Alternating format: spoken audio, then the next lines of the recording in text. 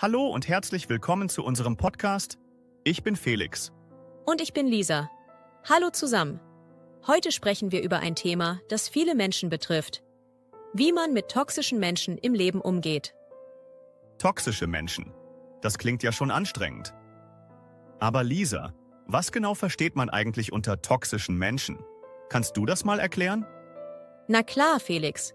Toxische Menschen sind Personen, die anderen durch ihr Verhalten schaden. Emotional, psychisch oder sogar physisch. Oft sind sie manipulativ, negativ oder egoistisch.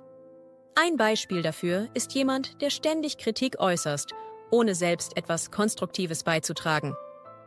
Ah, verstehe. Also, sie ziehen einen emotional runter. Genau. Und ein wichtiges Wort, das hier auftaucht, ist manipulativ. Das bedeutet, dass jemand versucht, dich zu beeinflussen, damit du tust, was er oder sie will, oft ohne Rücksicht auf deine Gefühle oder Bedürfnisse.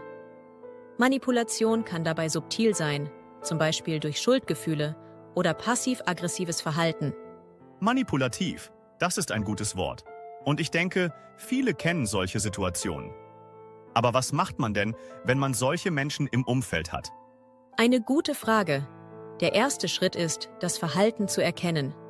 Es ist wichtig, ehrlich zu sich selbst zu sein und sich einzugestehen, wenn jemand einen negativ beeinflusst. Ein hilfreicher Ausdruck hier ist, die Grenzen ziehen.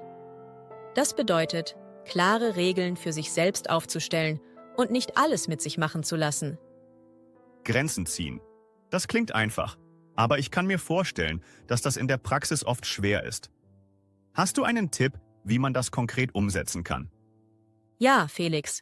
Zum Beispiel kann man klare und direkte Sätze verwenden, wie „Das tut mir nicht gut" oder „Ich möchte, dass du das respektierst". Wörter wie respektieren sind hier wichtig. Es bedeutet, dass der andere deine Entscheidungen oder Gefühle anerkennt. Ein Szenario könnte sein: Wenn jemand immer wieder zu spät zu einem Treffen kommt, könnte man sagen: „Es ist mir wichtig, dass wir pünktlich anfangen." Ich verstehe. Man sollte also klar kommunizieren. Aber was ist, wenn die Person darauf nicht eingeht? Dann muss man vielleicht den Kontakt reduzieren oder, wenn es sehr schlimm ist, den Kontakt komplett abbrechen. Ein wichtiger Ausdruck dabei ist toxische Beziehungen loslassen. Das bedeutet, dass man sich von Menschen trennt, die einem nicht gut tun. Ein Beispiel wäre, eine Freundschaft zu beenden, wenn die Person immer nur nimmt und nie gibt. Toxische Beziehungen loslassen. Das klingt hart, aber manchmal ist es wohl nötig. Sag mal, gibt es auch Möglichkeiten, sich selbst vor solchen Menschen zu schützen? Absolut. Eine Methode ist, ein starkes Selbstbewusstsein aufzubauen. Je besser man sich selbst kennt, desto leichter fällt es, sich gegen negatives Verhalten abzugrenzen. Übrigens, Selbstbewusstsein bedeutet, sich seiner eigenen Stärken und Schwächen bewusst zu sein.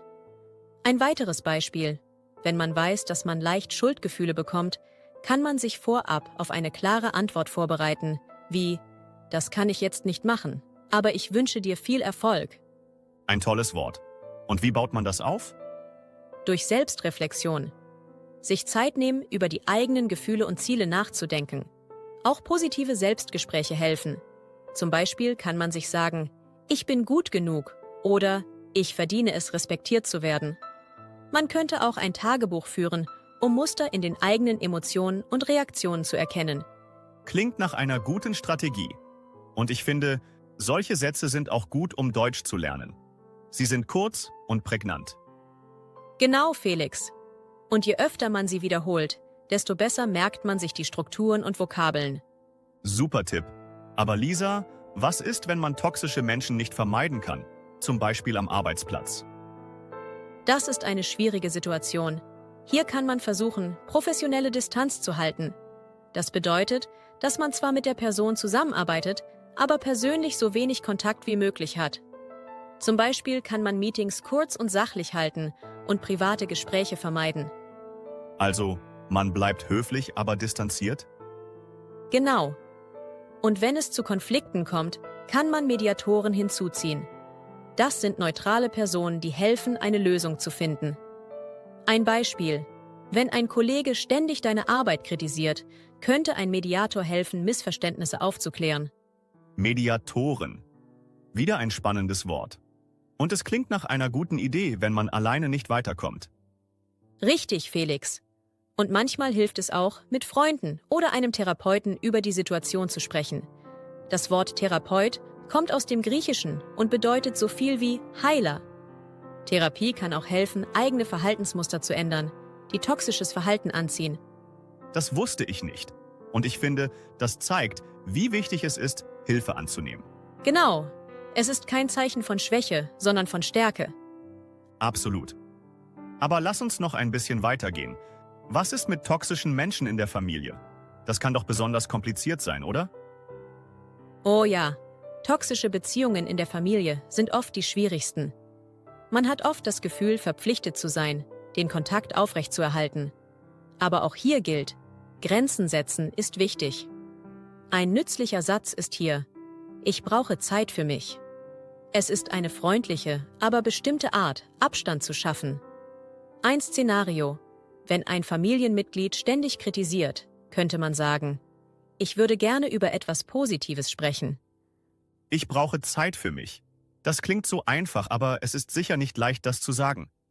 Was würdest du tun, wenn der andere das nicht akzeptiert? Dann muss man konsequent bleiben. Man kann sich selbst fragen: Was ist mir wichtiger, mein Wohlbefinden oder die Erwartungen anderer? Diese Frage hilft, die eigene Perspektive zu klären. Man kann auch Unterstützung bei anderen Familienmitgliedern suchen, die die Situation verstehen. Das ist ein guter Punkt. Und ich finde, solche Situationen sind auch eine Chance, Deutsch zu lernen. Man übt, wie man sich klar ausdrückt. Absolut. Sprache ist ein Werkzeug, um sich selbst zu schützen. Je besser man sich ausdrücken kann, desto leichter fällt es, sich zu behaupten. Ich denke, es gibt noch einen wichtigen Punkt: Selbstpflege. Was bedeutet das im Zusammenhang mit toxischen Menschen? Selbstpflege ist entscheidend, Felix. Es bedeutet, sich Zeit für sich selbst zu nehmen, um Energie zu tanken und emotional ins Gleichgewicht zu kommen. Dazu gehören Dinge wie Hobbys, Sport oder einfach mal ein Buch lesen. Eine Redewendung, die hier passt, ist: sich etwas Gutes tun. Sich etwas Gutes tun. Das klingt schön. Hast du ein Beispiel? Ja, zum Beispiel ein entspannendes Bad nehmen oder einen Spaziergang in der Natur machen. Kleine Rituale können helfen, Stress abzubauen und sich wieder auf die eigenen Stärken zu konzentrieren. Oder man könnte etwas Neues lernen, wie eine Sprache, um den Geist zu beschäftigen. Das ist ein toller Hinweis. Und ich finde, dass das auch eine gute Gelegenheit ist, um dabei neue deutsche Vokabeln zu lernen. Zum Beispiel Ritual oder Gleichgewicht. Genau, das sind gute Beispiele, Felix. Und je mehr man diese Wörter im Alltag benutzt, desto vertrauter werden sie. Lisa, danke für all diese tollen Einblicke und Tipps. Ich denke, wir könnten noch stundenlang über dieses Thema sprechen. Es hat mir auch viel Spaß gemacht, Felix. Ich hoffe, dass unsere Zuhörer jetzt nicht nur wissen, wie man mit toxischen Menschen umgeht, sondern auch ein paar neue deutsche Ausdrücke gelernt haben. Und beim nächsten Mal haben wir wieder ein spannendes Thema für euch. Es gibt viele interessante Vokabeln zu lernen und neue Wege, um euer Deutsch zu verbessern. Also bleibt dran. Bis dahin, passt gut auf euch auf und viel Erfolg beim Deutschlernen. Tschüss und bis zum nächsten Mal.